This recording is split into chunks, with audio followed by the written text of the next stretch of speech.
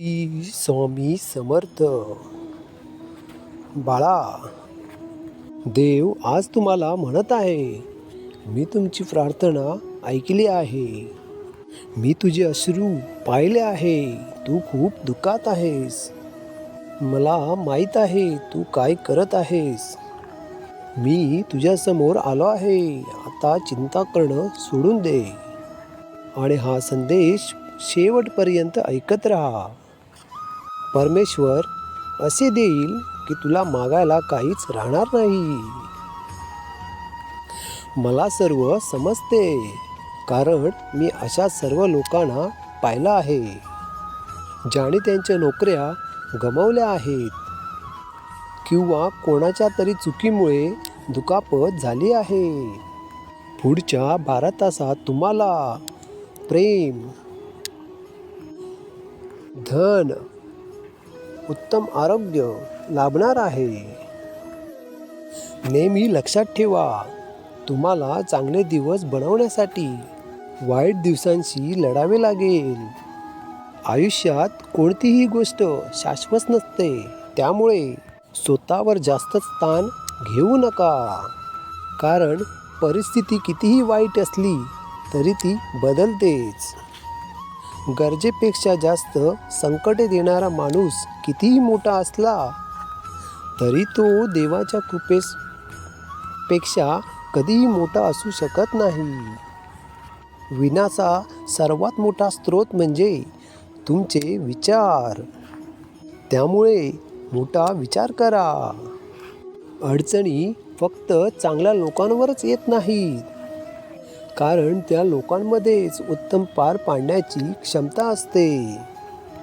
कोणी काही बोलले तरी शांत रहा, कारण सूर्य कितीही प्रखर असला तरी समुद्र हा आटत नाही.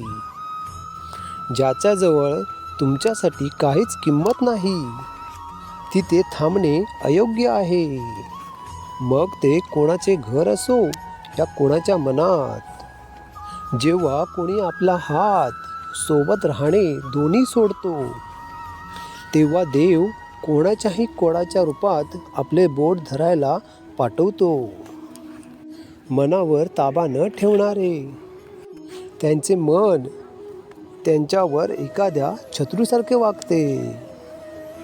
एखाद्या व्यक्तीने श्रद्धेने इच्छित गोष्टींचा सतत विचार केला तर त्याला हवे ते मिळू शकते. जगासमोर जो जिंकतो तोच जिंकतो असे नाही, तर कोणत्या नात्यांसमोर कधी कुठे काय बोलावे ज्याला हे माहीत आहे तो विजेता आहे.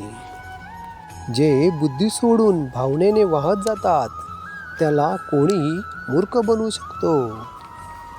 काळाच्या आधी मिळालेल्या गोष्टींची किंमत कधी कमी होते आणि त्या गोष्टींची काळानंतर किंमत गमावतात.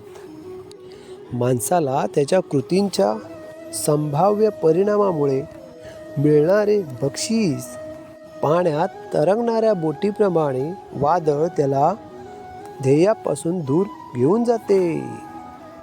त्याचप्रमाणे इंद्रिय सुख माणसाला चुकीच्या मार्गावर घेऊन जाते. तुमचा विश्वास डोंगर हलवू शकतो, पण तुमच्या मनातील शंका दुसरा डोंगर बनवू शकतो. आपण आपल्या मार्गावर चालत असताना स्वतःवर विश्वास ठेवणे खूप महत्त्वाचे आहे, कारण वेळ कधीच सारखी नसते. इतरांना विनाकारण रडवणाऱ्यांनाही रडावे लागते. तुमच्या इच्छाशक्तीने स्वतःला आकार देऊ नका. स्वर संरक्षणाने स्वतःला कधीच अपमानित करू नका. असा हा स्वतःचा एकमेव मित्र आहे आणि इच्छा देखील स्वतःचा एकमेव शत्रू आहे. तुमच्या दुःखासाठी जगाला दोष देऊ नका. तुमचे मन समजून घ्या. तुमचे दुःखही तुमचे मन समजून घेणार आहे.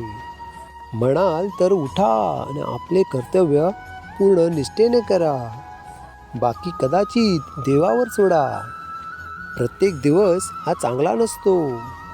प्रत्येक दिवसात चांगलं हे नेहमी कधीही असतं.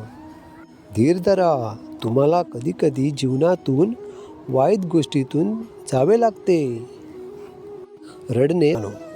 हा व्हिडिओ आपल्याला आवडला असेल तर ह्या व्हिडिओला आपण लाईक करून श्री स्वामी समर्थ कमेंट्समध्ये लिहा आणि ह्या चॅनलला सबस्क्राईब करायला विसरू नका. श्री स्वामी समर्थ.